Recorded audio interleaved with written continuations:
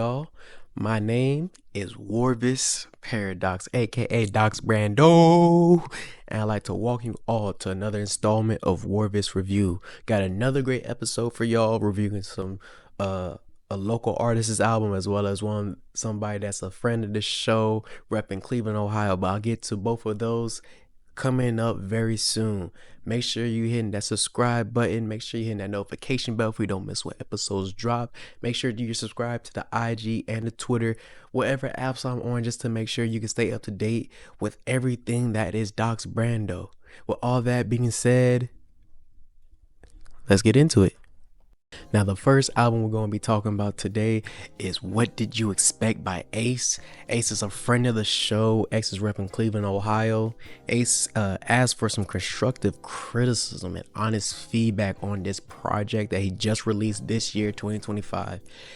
And this is the first time I actually listened to one of his projects. This is a first time experience, and then from this point, I've just been doing a whole bunch of listens just so I can really absorb the album. And for a first time listen for a project that I'm just hearing for somebody that I know, I've never listened to their music just because I wasn't sure of the level he was at musically, and if he was being authentic to himself.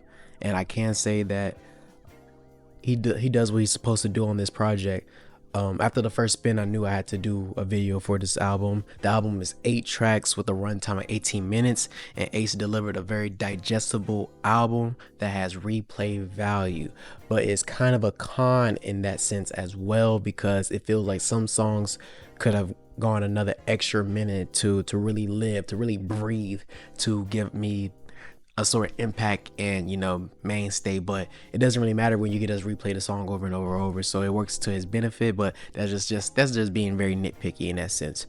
The first thing that got my attention was the production. The production on this album was balanced throughout. Some of the tracks had more bounce than the others. Some tracks were chill, some tracks were some real headbangers. It just made me just stank face, like get up and start just shaking my dread music, you know what I'm saying? Ace is an artist whose lyricism isn't the main focus. That's what I'm getting from him. Ace does a good job of maintaining the energy he wants to cultivate with his flow and cadence. That's not to say that he can't step up and spaz on a track. I just haven't, from this project, I haven't heard it, but that's not the factor in that sense. I just don't think that's the main concern. Ace wants to make good songs that people want to spin over and over and over again, and with this album I can tell that he's on a great track with that. Definitely one of those artists that double dips with the singing and rapping, makes it cool. He can go from making a cool hook to like making great hooks, in the sense that sometimes some of these songs aren't like, the hook is all right, but on the back end, these hooks, I'm just like going fucking crazy to them. Based off of this project, I'm getting a lot of A Boogie with a Hoodie and Yeet. Those are seem like the main influence is on this project. But with all that in the background being stated, let's go ahead and go track by track. First track is Girls Night Out, produced by J Boogin. Song for the ladies, simple but effective track, smooth production, just a cool little starter song. Nothing too crazy. This is something just to ease you into the type of artist he is. This goes into She Know It, produced by DB. Another cool track, not a standout but not bad either. The vocal inflections at certain points were high in my opinion, definitely caught my attention, even through the use of auto-tune. On to the next track, we have One of Mine, featuring Apollo Cade, produced by Lee. Samples Rich Baby Daddy.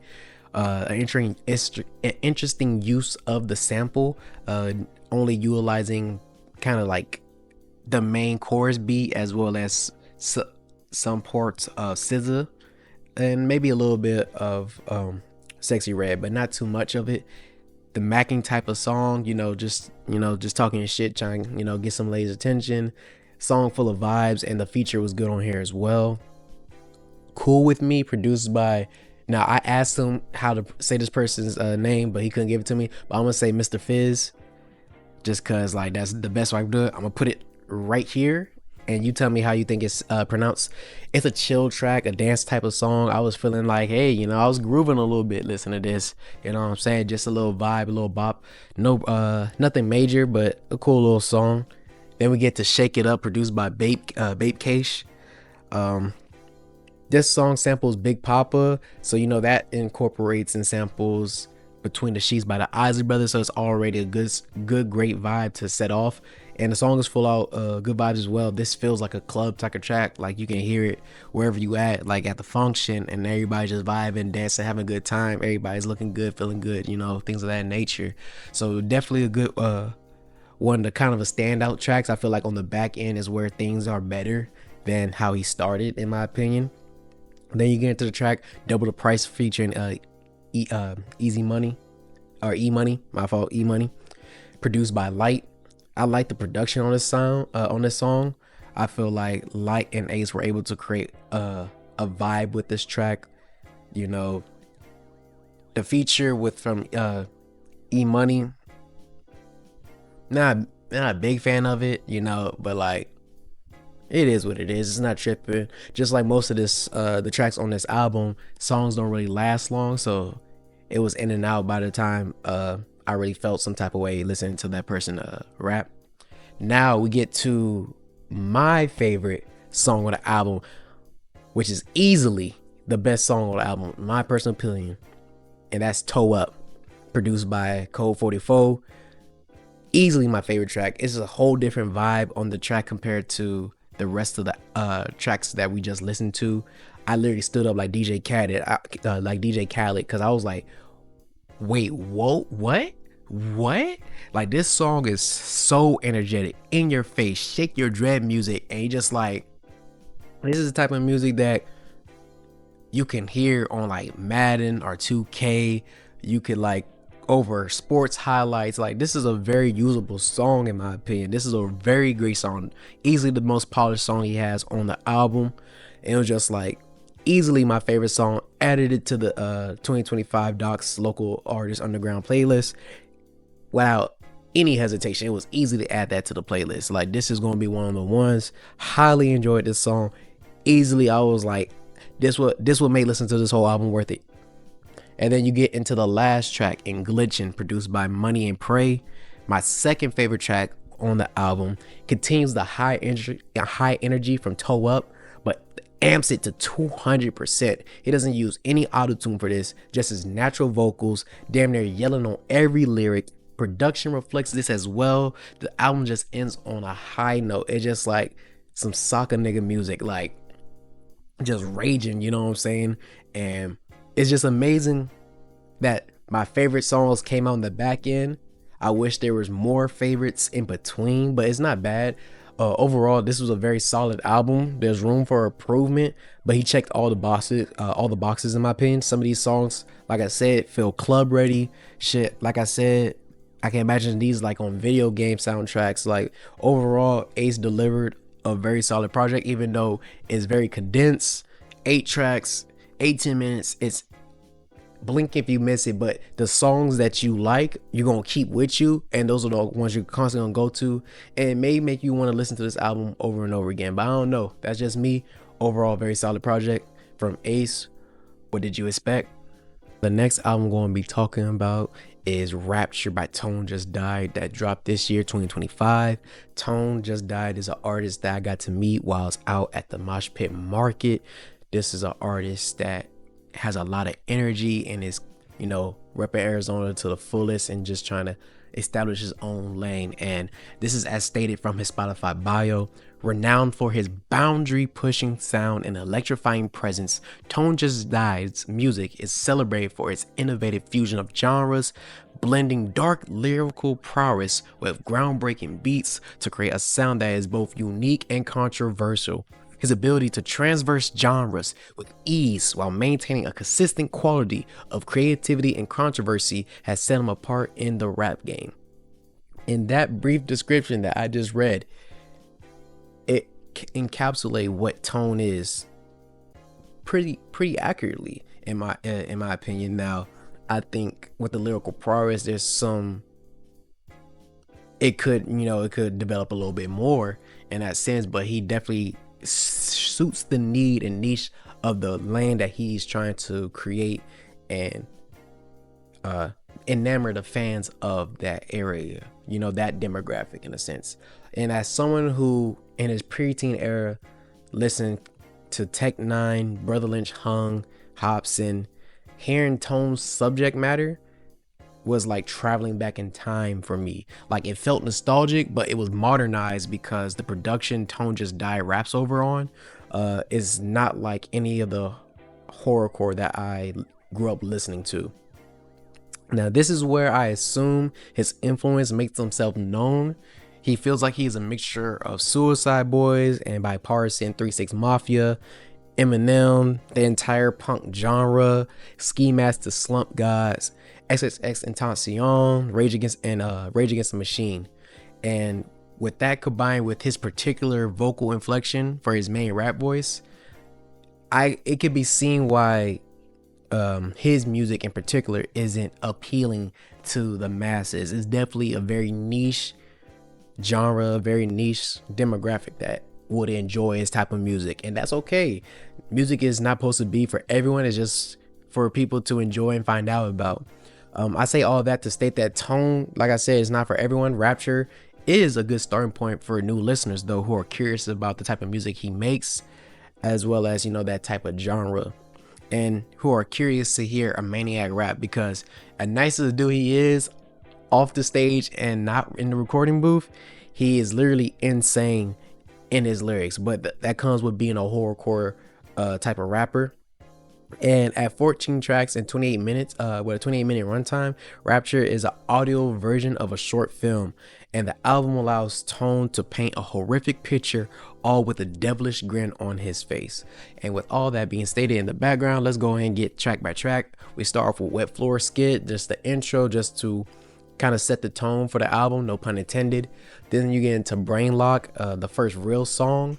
And if you can't rock with this song, then there's no point of complaining when you're continuing to listen to the rest of the album. It's just gonna be more of the same kind of topics, but like a cool little track that just to flip the first domino. This what leads to get into Bang. Now, in my opinion, this is the only song that I wasn't really feeling. The verses were from Tone were okay, but that hook was just not clicking for me. I don't know what it was, but I was not feeling this song at all. But it's not really a bad song. It's just not for me in that particular case. Then you get into Judas. In my opinion, he was flowing over this beat. Interesting transition with the beat and the vocals. Like, each got slower the longer the song goes on, and it's like boom, this point, boom, and the third part, and just like you can literally hear when everything starts slowing down. Very interesting track. And again, the topic very trying to be controversial, and I think he hits the point.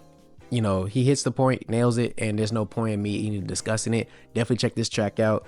And just like when I was talking about with Ace's album, some of these songs are just like, these are like minute 52 type, like barely under 2 minutes type songs. So none of them stay long, so that's okay. That makes it digestible, and it makes it so like you're not really being tortured. Then you get into Bite Back, an insane track, high energy, warped production, rave mosh pit type music, soccer motherfucking music, and just this is the type of music that you will hear if you're in that atmosphere. I know who's the target demographic when it comes to a song like this. Like, I can't wait to hear this live and be in the space with it. Then the song ends with his version of the DBZ to be continued type shit, you know what I'm saying, where he's like, follow up next time on Dragon Ball Z type shit. He has his own version of that. Definitely check out that song for that tidbit. Then you get She's 5, which is easily the most 3-6 Mafia influence song on here, plus the production. And then you have the performance as well, easily trying to be in that lane, the Memphis lane, the old school Memphis lane in that sense. Then you get into the Nightmare skit, a cool little skit where he's definitely feeling influence from DMX. Who else has talked to demons? Snoop has done it on a record before, stuff like that, where it's just like kind of that conflict of issue where instead of it just being a demon, it's like another personality that like he's trying to like understand type shit. Then you get into See Me in Hell. kind of a boom bap bass on the production with the drum pattern, which I found kind of interesting. The rest of the beat gives off the energy that we've become accustomed with from Tone, so definitely dark and eerie. Tone continues to be well versed in utilizing the beat like a lunatic. It's just a cool track that really shows off what he does. Then you get into Grand Larceny featuring Lucardo. Lucardo starts the song off, and low key, he's going off. I'm not gonna lie to you. I like his rhyme structure, the cadence, the flow, all that had me intrigued, especially like the ad libs he's throwing in for himself that continue the rhyme pattern. Like he'll say one word at the end of the ad lib, and that's what starts off the next bar. Thought that was really cool. Tone continues to be brash and say whatever comes to his fucking mind. The use of a fake judge throughout the song is a nice touch, making it a really cool track to listen to. But I like it though. Featuring Dirty Butt. I know, crazy name, but it's the people. It's that lane. It's that lane. Let's not get into it. This feels like this is made for the goth hoes, in my opinion. Like, this could be used for reels and TikToks for them to just be covered in fishnets, tattoos, chain, all the good stuff, all the piercings that come along with it, and just shake their ass to it just easy enough. I'm getting very much so XXX Tentacion influence in the flow and cadence. Production is cool. It's not crazy, but I don't know. I just fuck with it. It just like, I don't know. It just got bounce to it. I just rock with it. Can't lie to you. The next track, Cyclops, genuinely, and I mean it's genuinely my favorite track on from the album. The best song that encapsulates the dark and eerie vibe that Tone is going for, but he does it in a different way. He uses a different vocal inflection on here compared to previous tracks where he lowers his tone, uses a slower cadence that I think is better than using his highly energetic voice, because his usual voice is kind of like a demented Danny Brown in a way, and this one is where like Danny Brown kind of uses his regular voice, and I don't know, it's something about trying to be a crazy dude, just like off the wall, compared to being a crazy dude who's very like calm. Like, I feel like those are the ones you really gotta watch out for, and that's the vibe he was getting off, that he was giving off on this track. Was flowing over the song, just like the cadence and flow, the pocket that he was in, all that was great. Favorite production on the track, favorite production on the album as well on this track. I just like everything just was perfected on this song, in my opinion. Then you get into Split, more rave mosh pit type music. This track is kind of like the best union of Tone's usual rap voice and the production. Just a song that's blaring and just in your face, just like, again, rage type music that you just like bounce to, and if it's mixed right at like one of those like raves type shit, like this will have people going crazy, in my opinion. Then you get into 6 Devil Shit Illuminati featuring Ghazi. Good track, in my opinion. My favorite track with his usual rap voice. Ghazi is like the polar opposite of Tone, so like you put them together and it just makes a great pairing. The back and forth on the track was a highlight as well. Really interesting to hear them. Just these two back and forth, because they're polar opposites. The high vocal inflection that Tone usually goes to, and Ghazi is literally the opposite, kind of more lower, with not lower, but got more bass. I don't know. There's something about both of them together just works. Would love to hear this song performed live. Like, this is definitely one of the ones that I feel like, based off of the energy I know they give, this would be something to not only hear live, but to like see live with the performance. The album ends with the Rapture skit, a solid, conclusion to the album.